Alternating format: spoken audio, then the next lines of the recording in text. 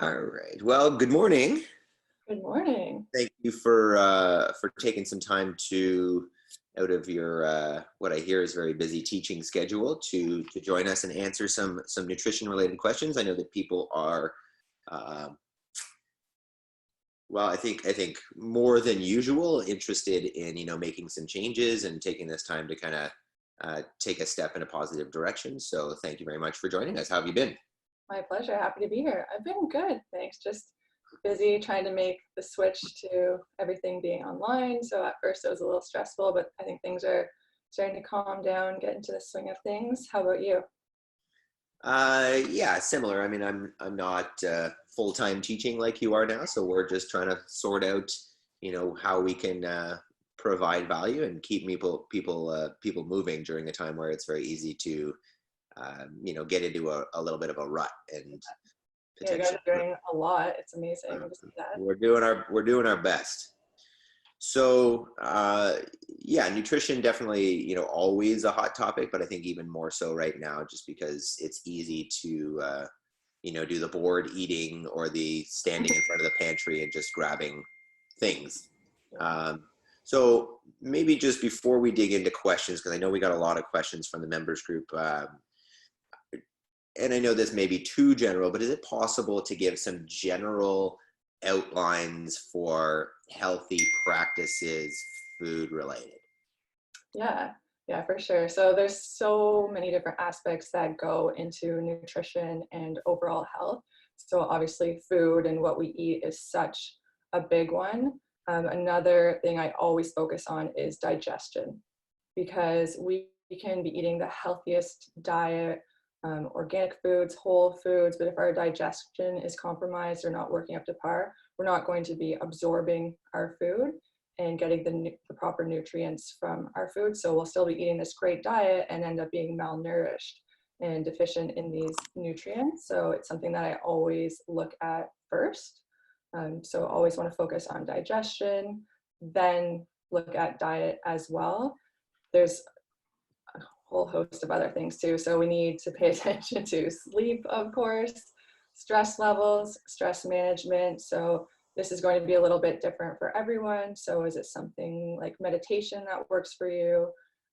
Is it just going for a walk, getting outside? Of course, exercise is huge. We need to keep moving, move our body, whether that be CrossFit workouts, going for a light walk, whatever it is. We just need to keep moving. Such a big issue with what they're calling the COVID-15 right now.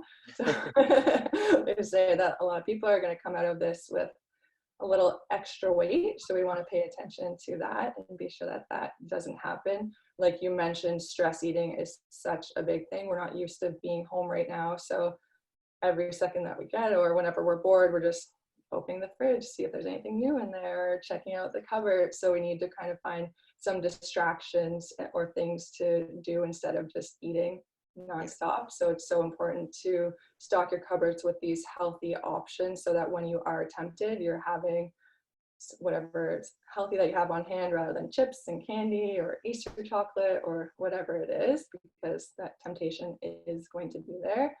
Of course, supplements is another big thing. Our soil is so depleted right now, so it's very hard to get the proper nutrients from just foods. So it's important to supplement as well. This is something that is a bit more customized. I know Chelsea talked a bit about it in your interview, which is very helpful. Supplements that are good for overall health as well as boosting immunity, very important. So those are just a few things. I think what's so important right now is really managing our stress levels. I found the first week or the first 2 weeks that this was going on, everyone was in such a stressed out state, kind of like in fight or flight, trying to figure out how to work around this. Everyone's trying to pivot their career, whether they're homeschooling their children. And then after about that 2 week period, people kind of were able to calm down and get into the swing of this new norm. So I think now people are starting to really, like you said, focus on diet and nutrition. And so you touched on a good deal of things here. And without getting too detailed into it, you first really got into digestion there a little bit. Are there, I'm gonna try to stick with are there general suggestions, but are there some kind of main guidelines for most people that are going to help with digestion? Yes, for sure. So first and foremost, I think it's so important to listen to your body and listen to our symptoms. We live in such a rush society. Well, maybe not right now, but prior to this pandemic, we're rushing around through the day. We're eating in the car, we're eating in front of the TV, we're eating in front of the computer, and we're not even paying attention to our food. Our body doesn't even realize that we're eating. We may be experiencing so many symptoms like bloating, indigestion, stomach pain, and we're not making that connection. So really slowing down, maybe tracking what you're eating. So I love going back to the old school, just food mood diary, writing everything down. So what did you eat that day? What did you drink? What were your symptoms? So that we can connect a few of the dots. So were you bloated after eating a meal that was very high in protein? So then there may be an issue with digesting protein. Or was it fat? You may have an issue with your gallbladder or bile release. So just some, more general recommendations. So we have HCl, so our stomach acid, as well as enzymes. Both of these things deplete with age, deplete with consumption of processed foods. So it's important to make sure we have the adequate amount of HCl, stomach acid, and digestive enzymes. So a good recommendation is to do things like take apple cider vinegar or lemon water. This kind of activates our digestive juices and kickstarts your digestive system. You can go a step further and you can take something like a broad spectrum digestive enzyme. So you take this before a meal, and again, it kickstarts your digestive system and helps with the breakdown of the food, which allows for proper absorption of nutrients. So that's a good starting point, but again, really connecting the dots and finding out those trigger foods. So is it vegetables? A lot of people have an issue with raw vegetables. Is it cruciferous vegetables? Finding out, again, those trigger foods is so important. For the, and maybe this is just something that I'm not great at, but I don't seem to have a good sense of, okay, well, I ate that and it made me feel this way. It all kind of blends together, and people will say, hey, when you eat healthy foods, you feel better. I find you don't necessarily feel better until you go back to the crappy foods and then you realize how good it was. Exactly. But I guess the question then is, if I'm not super in tune with that, how do I know what those trigger foods are? Is there a way of identifying the foods that are best for me versus somebody else? Yeah, and that's why nutrition is so tricky, because there's not a one size fits all approach. Everyone is different. So I talk a lot about like bio individuality. So what works for me may not work for you. So what foods make me feel great maybe trigger foods for you. It can cause issues. So really, I know it's hard, but to slow down and write everything down. Not all the time, but just, it's something I like to do every 3 months. So then you can see, did I have more bloating the day that I had broccoli or cauliflower? Or really just trying to figure out, again, those trigger foods. So tracking, if you prefer to use like an app like MyFitnessPal or Chronometer, or I love just the food diary, because I'm not just asking for what you ate that day, but did you have a headache? What were your energy levels? I go really into detail about bowel movements, because that's very important and tells me a lot about what's going on as well. So I know it's hard. Again, people are so busy and they don't have time to write down what they're eating and their symptoms, but it's one of my starting points for sure. Mm-hmm. Yeah, and you also touched on, and how do I ask this, that there's factors outside of nutrition, including things like sleep and stress and other lifestyle things. I think people oftentimes get, and this is maybe opinion, but I think it comes from talking to a good deal of people, that people get caught up in and we're going to get into some questions about this stuff a little bit later, but the little like the small stuff, I'm going to call it, the, like and I don't mean to offend anybody here, but like intermittent fasting, or like a specific keto type diet, or, I don't want to call it fatty. I think they're just different ways of eating, but people get caught up in the, oh, I'm going to do this, but they haven't necessarily got the underlying stuff sorted out. How important is it to have, like, can I have a good diet that's going to fix high stress? You know what I mean? Like, are those things, how important is it to sort that out in conjunction with sorting out my nutrition, or should one happen before the other, or how does that look to you? Yeah, that's a really good point. So it's so important to have a good foundation before going onto those things, like you said, intermittent fasting and ketogenic diet. So stress affects us so much in so many different ways. So it really affects things like digestion, obviously sleep. So we want to get those things under control before we add more stress to you by saying, here's a super restrictive diet. I want you to jump into it and follow it. And you're completely doing a diet overhaul, cutting out all sugar, all carbohydrates. You can only eat 8 hours a day. So I think that can actually add a lot of stress to people and then kind of set people back. So it's really important to work with people, build a foundation, still start with adding like nutrient dense foods, increasing their water intake, but working with them to figure out how to de-stress and get those stress levels under control. So they may have to add in some supplements. Then once we build up that foundation, then we can go on to things like that. Mm-hmm. Mm-hmm. I like it. You also talked in the beginning there, I think a lot of this is strategy. Like for me, definitely it's about setting up an environment that sets me up for success, right? You talked about stocking shelves with healthy options. Well, maybe we'll go there first. Supplements would be the next one.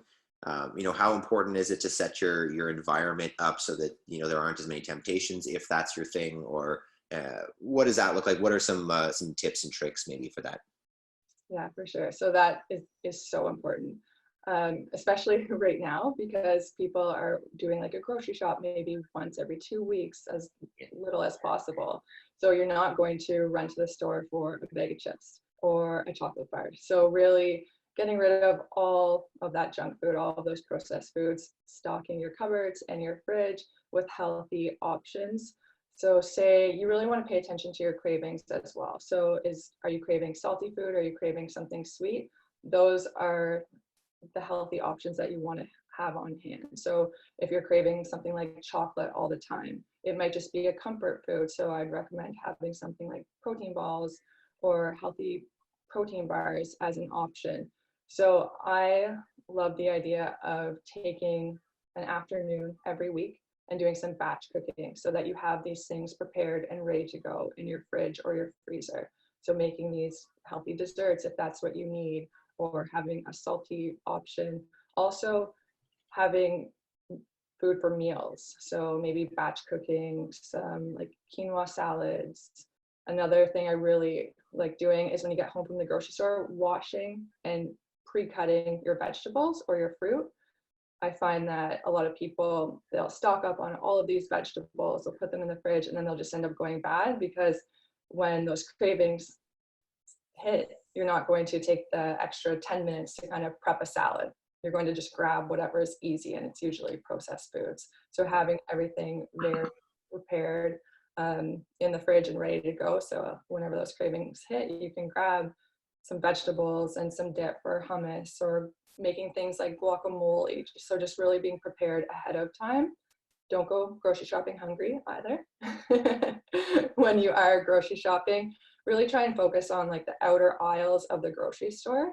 So the fresh produce, fruits and vegetables, as well as like the refrigerated section. The center aisles are all the processed foods, so the cereals, all the junk foods, chips, candy. So I know there will be things that you have to get, but try not to do the majority of your grocery shop in those aisles. Mm-hmm. Those are a few tips. Yeah. So in general, what I'm getting from that is that the old saying that failing to prepare is, preparing to fail. And it sounds like that's, probably one of the most important things in terms of nutrition, if you're making your own food and you don't have a personal chef or something, that like set yourself up for success by having the right things available and prepped. Yeah, exactly. That Preparation makes is sense. key. That makes sense. So we've got a good deal of questions here. I'm going to just kind of start asking. Whether I think we've kind of gone over it or not, maybe we'll skip by some of them. But number one, and probably a good general question for us that are exercising: what are some good foods to help with muscle repair and building? Okay.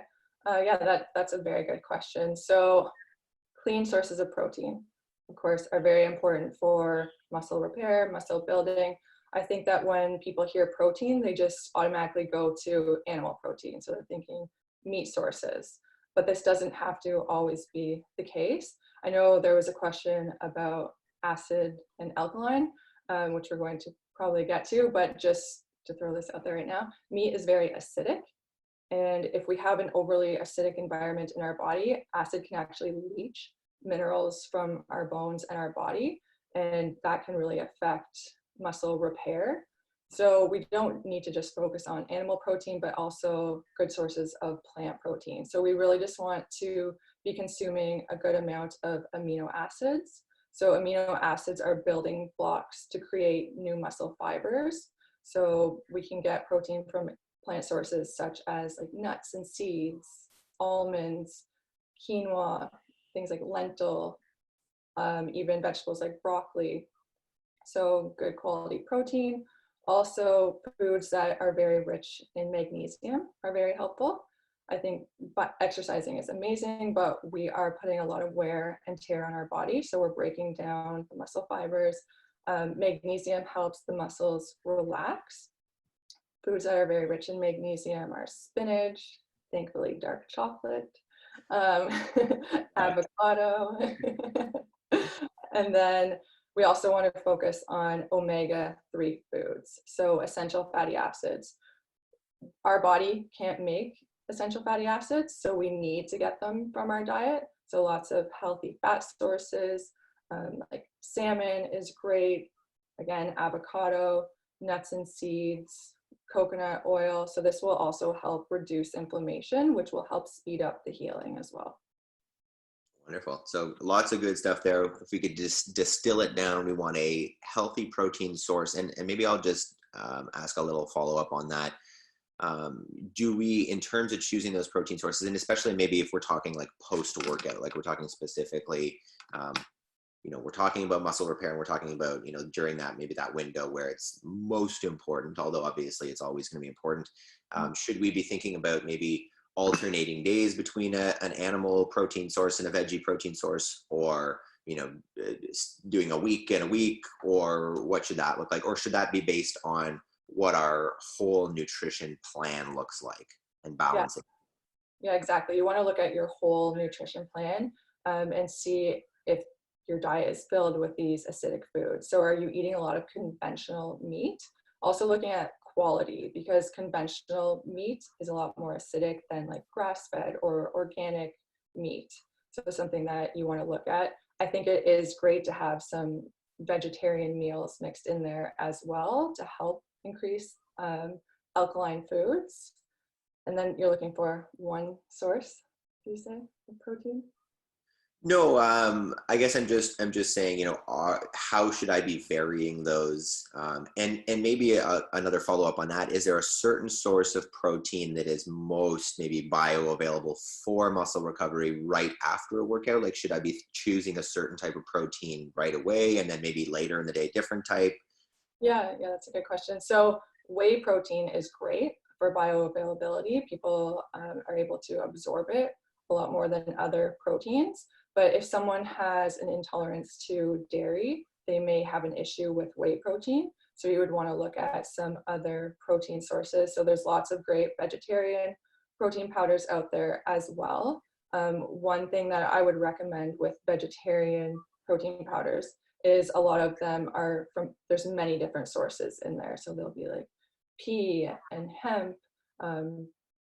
There'll be like up to 10 different sources. And then if you do have an issue with where you experience bloating, you won't be able to narrow it down to figure out what is causing that. So I always recommend just starting with a single source protein powder. I also am a huge fan of collagen. So collagen helps a lot with muscle repair. So this is something that you can have in place of protein, something that you can put in like smoothies or even coffee or tea. Our body produces collagen naturally, but as we age, it also depletes and decreases. So we want to increase this through our diet. We need a few different things to make up protein in our diet. So it's a combination of amino acids from protein, also vitamin C, zinc, and copper. So if our diet's lacking any of those items, then our body won't be properly producing collagen. So it is a great idea to supplement with that as well. And I know it's probably hard for me to say, hey, what supplements should everybody take? And I think we're kind of, we've already come back to it a couple of times, and I think we'll continue to come back to, like, this is a very personalized, individualized thing that, there's no cookie cutter for everybody. But if there were, and I know this is not necessarily anybody's question here, but you talked about supplements, and it's obviously a big thing. It's unlikely we're getting everything we need in our diet. So how about the most common supplements for a typical North American, in our demographic, if we can narrow that down, who exercises regularly? What are the common supplements that would likely be beneficial for them? Yeah, for sure. So the most recommended supplements, my go-tos are definitely vitamin D. So we live in Canada. We're not getting D. Yeah. Dog. We're not getting very much sunshine, especially right now. So increasing that during the winter months, also very good for our immune system. Magnesium. So 80% of the population is deficient in magnesium, and this starts with our soil. So our soil is deficient in magnesium, so we're not getting it through whole foods. I mentioned this earlier, but we need magnesium to relax our muscles. So if we're deficient in it, we'll notice signs like cramping, muscle twitching. It can also disrupt our sleep. So a good quality magnesium. So I really like magnesium bisglycinate. So it's for optimal bioavailability. Probiotic. So it's a big one. So many people have compromised digestive systems. It's very easy. So everyone's digestive system is made up of good bacteria, but there's also going to be bad bacteria in there. And it's very easy for that balance to be thrown off and that bad bacteria to increase. So we want to get the good bacteria back in there. Zinc is another good one. So especially right now, zinc is very good for our immune system. It's also very helpful for our digestive system, breaking down protein. There's actually a study that just came out showing that supplementing high dose zinc can reduce the coronavirus from multiplying. So it's a pretty interesting study. Vitamin C is very good for our immune system as well. There's lots of talk around vitamin C and COVID-19 as well. So those are a few of my go-tos. But again, it's very customized and depends on the individual. Awesome. I'll stop making up my own questions. Yeah, there's the question about alkalizing through nutrition. I have a guess that's probably over most people's heads and where they're at, but you can correct me if I'm wrong there. Is that something that we should all be in the know about and talking about? And if so, what the heck is that? Okay. Is that, only if because the person who posted that has a good understanding of what they're doing. Is that too far down the road for most people to be thinking about, or is that a thing? We can definitely touch on it. So I actually go very in depth when I'm teaching my students about this. So it's a huge topic and we could go on forever about it. But basically, if people can think back to like high school biology, learning about the pH scale. So the pH scale goes from 0 to 14. So 0, 1-ish is as acidic as we can get. So thinking like battery acid. 7 is very neutral. So that would be like dairy products. And then 14 is as alkaline as you can get. So like bleach would be an example of this. I know these aren't food items, but so different, please don't drink bleach. Different areas of our body have different optimal pH levels. So our stomach needs to be very acidic, so around 1.5 to 3.5 in order to digest and break down our food. Blood has to be around 7.35, 7.45. Urine, again, has an optimal range. So when you're hearing people talk about acid and alkaline when it comes to diet or overall health, we're looking at like a net state. So we're not talking about these specific areas. So we're more so referring to our cells and wanting to consume a diet that is more alkaline versus acidic. So disease thrives in an acidic environment. Cancer thrives in an acidic environment. So we want to make sure that we're consuming lots of alkalizing foods. So I mentioned earlier that meat is very acidic. So things like meat, processed foods, sugar, very acidic. Things like green leafy vegetables, most fruits and vegetables are more alkalizing. So the principle is, so this was developed by someone, I'm not sure if you guys have heard of the Howard Hay diet. So his principle was the 80-20 rule. So 80% of your diet should be alkaline foods, and it gives you room for 20% to be acidic. So again, putting your body in that net alkaline state. I don't know if you want me to go more in depth with this. So alkaline foods and having that 80% of your diet being alkalizing will help reduce inflammation. It's going to increase like your antioxidants, also disease fighting compounds, increase like overall energy and vitality. So that's kind of the main concept there. And obviously if people want more information and really want to dig into that, they can come and chat with you. Yeah, absolutely. Perfect. What do we got here? Digestive. There's a question about digestive supplements, when or why someone would need them, the best ones to incorporate, and suggestions for bloating after meals. I'm assuming those are probably two different things, but you can touch on that. Okay. Yeah. So like I said earlier, a lot of people have digestive issues. And I think first and foremost, before you go throw a bunch of supplements at people, you need to get to the root cause. So why is this happening? Again, making that connection. Do you have certain trigger foods that are causing digestive issues, bloating, cramping, constipation, diarrhea, whatever it is? So doing that food mood diary, figuring out why, and then just some general suggestions. Most people think that they have too much stomach acid, but the majority of people have too low of stomach acid, so they're not properly breaking down and absorbing their food. So you want to use things like lemon water to kickstart the digestive juices, also apple cider vinegar. I mentioned earlier, a broad spectrum enzyme will help as well. So there's different enzymes that help break down different macronutrients. So there's going to be different enzymes to help with digestion of fat or protein. So it's very important to know, again, if you're having an issue breaking down protein, or is it fat, or what is it? Is it just every meal in general? So that might be an easier fix. It might just be you need to increase your enzymes, pay attention to stomach acid as well. Bloating, so people are eating too fast. They're not chewing their food. They're eating on the go, so their body's not even realizing that we're eating. So digestion actually starts with our eyes.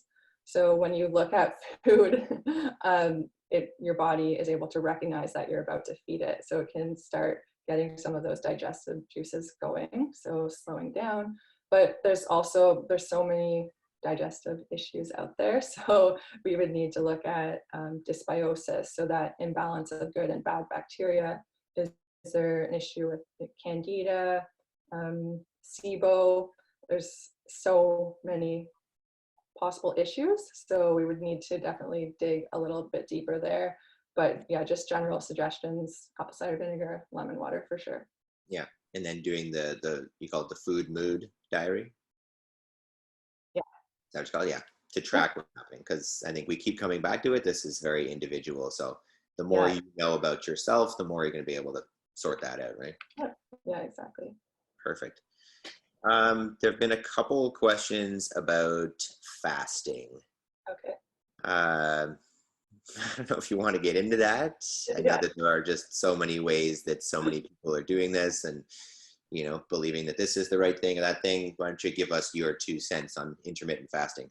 Okay. Yeah. So intermittent fasting, it's such a hot topic right now because of the resurgence of the ketogenic diet. So they kind of go hand in hand. You don't have to be following a keto diet to do intermittent fasting, but most people are. So just to quickly go over, I'm sure majority of people know, but intermittent fasting is going a period of time without consuming any food, and consuming, for the most part, only water. So this is usually ranging from 12 to 16 hours. Some people go well above that length of time. And the idea behind it is there's a few things. So we're giving our digestive system a break. If people are trying to lose weight, you're reducing calorie consumption, but there's also many more benefits other than just weight loss. So people are noticing increased energy, improved overall digestion, fat burning, blood sugar balancing, decreased inflammation. So what happens is our body's preferred source of fuel is carbohydrates or sugar, glucose. So as long as that's available, that's what our body is going to burn for fuel. By fasting, you're burning through your glucose stores. So getting rid of the sugar, burning through that. Once you've burned through that, your body will start using fat, burning fat. So this is the idea around the ketogenic diet as well. And this is why people are seeing weight loss with this. This isn't something that I would recommend for everyone. I think it's very individualized, especially you wouldn't want to do this if you're pregnant or breastfeeding, any hormonal issues. You also want to ease into it. It's not going to work for everyone. Something that I always start with is, it's called crescendo fasting. So this is just a way of easing into it. You would fast on alternative days to kind of see how you feel, get your body used to it. The days that you're fasting would be the days that you would want to be doing lighter exercise. And then the days where you're doing heavier exercise, make sure that those are the days that you're not fasting. Then you can start with a smaller fasting window. So start with 9 hours, 10 hours, whatever it is, build this up. As you feel better, you can start fasting more days, longer periods of time. I've also seen people really benefit from, when they're starting out with this crescendo type fasting, supplementing with BCAAs. So they're still giving your body a small amount of fuel or calories, but you're still in an overall fasting state. So it's a good way to ease into it as well. And then finding a good fasting window that works for you. So a lot of people will stop eating earlier in the evening. So stop eating after dinner and then eat the next morning around 10 or 11, or some people eat late at night and then we'll push that window and not eat till 2 p.m. the next day. So again, it's very individualized. Mm-hmm. Again, it's not going to work for everyone, and I don't think it's something that you should force yourself to do if your body's not agreeing with it. Mm-hmm. And would it be safe to say, this is my understanding, that intermittent fasting, if you are, step one, cleaning up your nutrition, trying to get healthy, is not the first step? Yeah, absolutely. Sorry, I think we just froze for a second. Yeah, I potentially. missed the second part of your question. Basically, what I'm assuming is step one in all of this should be, let's clean up the stress and the sleep, and let's start eating whole foods and kind of sorting that stuff out before you start diving into the more intensive intermittent fasting type protocols. Yeah, exactly. Building that foundation, and it's hard because so many people come in and they've heard other people have success with intermittent fasting or the ketogenic diet, and they just want to jump right into that. But we have to set that foundation before going that way. I'm going to slightly get off their questions for a second, just because that kind of made me think. I'm trying to prompt you to say something, but if you know, like what I say, maybe there's a parallel here with programming in CrossFit. And I always tell people, like, the program that you follow is less important than you doing the program. Would you be able to draw a parallel to nutrition, that like there's a ton of different ways and fads and whatever that you can follow, but really what's important is that you follow what you decide to follow, and that it's, you know, it's a relatively healthful practice, but you actually do it. And that's more important than whether it's this program or that program. Yes. Yeah, exactly.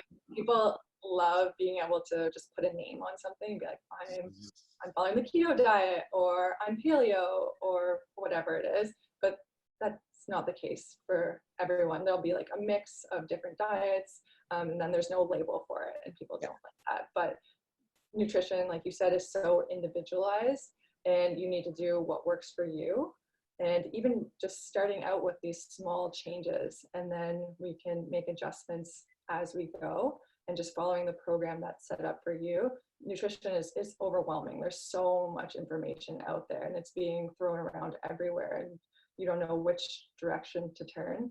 So it's really important to just, stay in your own lane and focus on what's recommended for you for the time being. Yeah. I am tempted to, Chelsea's giving me the look of, I have a consult in 10 minutes, I need the internet. So let's do this. I'm more than happy to do a part 2 of this, because I feel like we could probably talk about nutrition constantly for a month. And I think there's also more questions, obviously, that we did not get to. In the meantime, obviously, we can chat about whether you want to do that or not. But in the meantime, if people want to either get more one-on-one information from you, or they'd like some logistics, I know you've done a good deal of work preparing some meal plan programs and some stuff like that. Where can they reach out to you, and what do you have available that they can get people going? Yeah, so I'm doing online protocols or consulting you can book through MindBody. You can also reach out to me and email me, so I can put my email address in the Facebook group.